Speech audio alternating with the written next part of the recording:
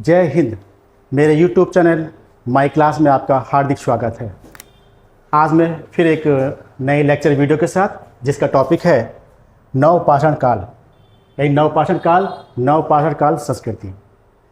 जैसे कि इस टॉपिक से ही लग रहा है कि पत्थरों का नए तरीके से प्रयोग, तो इस समय दो उपकरण बहुत ही महत्वपूर्ण हैं।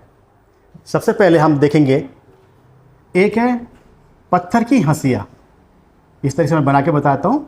पत्थर की हंसिया है ये, और दूसरा ये है पत्थर की कुदाल। ये आप ऐसे देखिए, ये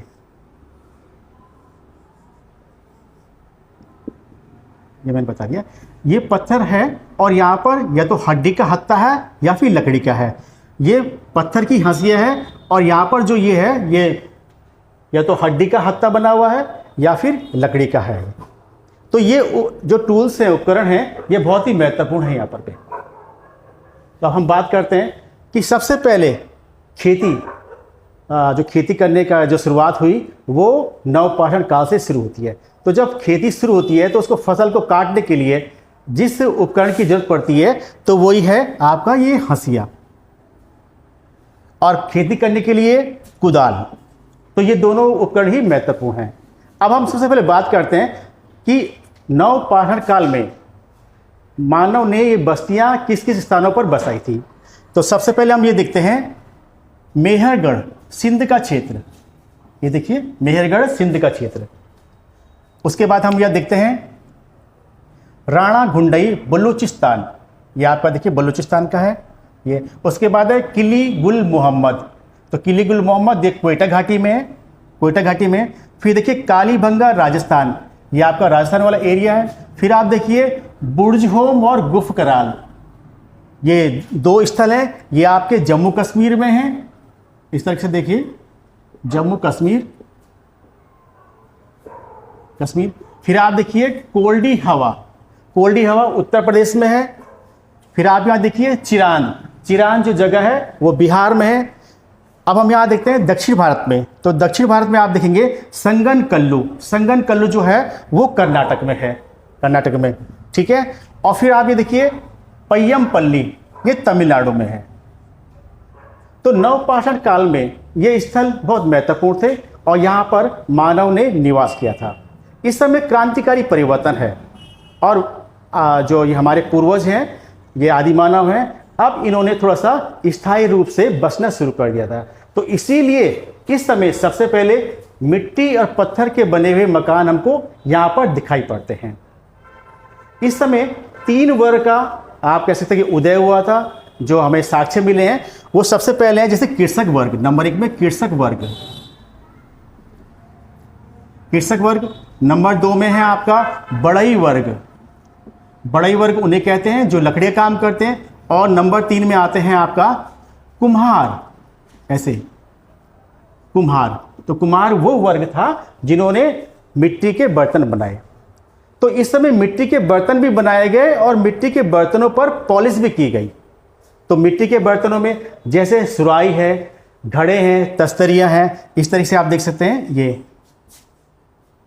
सुराही इस तरह से बनाई है उन्होंने। ये देखिए ये सुराही है, घड़े हैं, ये इस तरह घड़े बना रखे हैं। कुछ तस्तरियां हैं, कुछ कटोरे हैं। तो ये मिट्टी के बर्तन उस समय नवपाषाण काल में बनाए गए हैं। इस समय हमें पत्थरों के औजारों के साथ साथ कुछ हड्डियों के औजारों के भी साक्ष्य मिलते हैं। जैसे ये चिरान जगह है बिहार में, तो यहाँ पर हड्डियों के उपकरण हमें मिलते हैं। कई औजार ऐसे हैं जो हड्डियों से ही बनाए गए हैं। और यहाँ पर कुछ छोटे औजार भी बनाए गए हैं। जैसे उन्होंने पत्थर की सुई बनाई जिससे जाल बुना गया, और ये जाल मछली पकड़ने के लिए काम आता था। अब हम बात करते हैं कुछ पत्थरों की कुछ ऐसी वस्तुएं बनाई गई जो कि बहुत ही महत्वपूर्ण है। जैसे आप देखते हैं इस समय इन्होंने ओखली और मूसल, आप जानते हैं कि खेतीबाड़ी शुरू हो गई है, तो अनाज को पीसने के लिए ओखली का प्रयोग किया जाता था। दूसरा सिलबट्टे, ओखली और सिलबट्टे। ऐसे देखिए ओखली, यहाँ पे कह देंगे मूसल, उसको कूटने के लिए, और सिलबट्टे। सिलबट्टे, ऐसे देखिए आप बट्टे, इनका प्रयोग होना शुरू हो गया था, क्योंकि आप जानते हैं कि स्थायी जीवन शैली इनकी शुरू हो गई थी। और ऐसे में क्या कि घर गृहस्थी में इन चीज़ों की बहुत ज़्यादा आवश्यकता होती है। अब हम देखते हैं 2 स्थल है हमारे पास, बुर्ज होम और गुफ कराल। तो बुर्ज होम में कुछ हमें नई चीज़ें, कुछ नई संस्कृति के बारे में जानकारी मिलती है। जैसे यहाँ पर मनुष्य के साथ कुत्ते को दफनाने की प्रथा थी। तो पुरातात्विक जो हमारे पास साक्ष्य आए हैं उससे ये मालूम होता है कि इस समय नवपाषाण काल के मनुष्य के पास एक पुनर्जन्म की सोच थी। वो ये समझते थे कि व्यक्ति का पुनर्जन्म होगा। अब पुनर्जन्म में सबसे वफादार पशु जो कुत्ता है वो उसकी रखवाली करेगा। कई जगह जो समाधान पाए गए हैं जहाँ पर दफनाने की प्रथा थी, वहाँ पर यह देखा गया है कि मृतक व्यक्ति के साथ कुछ अनाज भी रख दिया जाता था। तो उनका मानना यह था कि हो सकता है इसका पुनर्जन्म होगा, या फिर जब ये अब निंद्रावस्था में जब उठेगा तो उसको भोजन की आवश्यकता पड़ेगी, तो ये भोजन उसके काम आएगा। तो ये उनकी सोच थी उस समय पुनर्जन्म के बारे में। तो ये सब जो संस्कृति है ये हमें नवपाषाण काल में ही देखने को मिलती है। तो बुर्ज होम का मतलब होता है जन्म स्थान। और यहाँ पर हमें गड्ढे वाले घर भी दिखाई पड़ते हैं। गड्ढे वाले घर, ऐसे देखिए, गड्ढे वाले घर,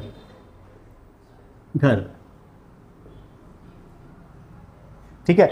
और इन घरों में नीचे जाने के लिए सीढ़ियां बनी होती थी, वहीं पर इनकी रसोई होती थी और वहां पर ये लोग रहते थे। तो गड्ढे वाले घर की जो संस्कृति है सिर्फ बुर्ज होम में दिखाई पड़ती है। और यहाँ पे लिखा है जैसे गुफ कराल, तो गुफ कराल का मतलब होता है कुम्हार की गुफा।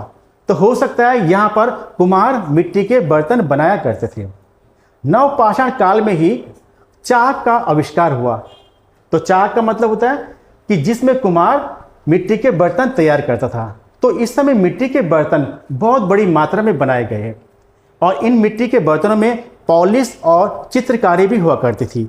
और इन मिट्टी के बर्तनों को एक स्थान से दूसरे स्थान में भेजा भी जाता था। तो ये है आपकी नवपाषाण काल की संस्कृति, जिसके शब्द से ये लगता है कि व्यक्ति आदि मानव नए पत्थर के युग में प्रवेश कर गया था। और जो हमारे आर्कियोलॉजी के विद्वान हैं, इतिहासकार हैं, उनका ये कहना है कि नवपाषाण काल की जो संस्कृति है वो आने वाले युगों में सभ्यता के लिए एक निर्माण की भूमिका इन्होंने तैयार की थी, यानी एक आधारशिला रखी गई थी। इसी से आगे फिर क्या होता है, एक सभ्यता का विकास होता है। नवपाषाण काल में ही कृषि व्यवस्था के प्रमाण मिलते हैं। सबसे पहले हमें मेहरगढ़ जो सिंध का क्षेत्र है वहाँ से कई फसलों के उत्पादन के हमें साक्ष्य मिले हैं।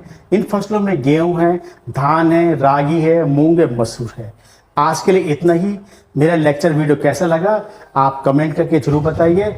मेरे इस लेक्चर वीडियो को लाइक कीजिए, शेयर कीजिए, सब्सक्राइब कीजिए। आज के लिए इतना ही। Thank you.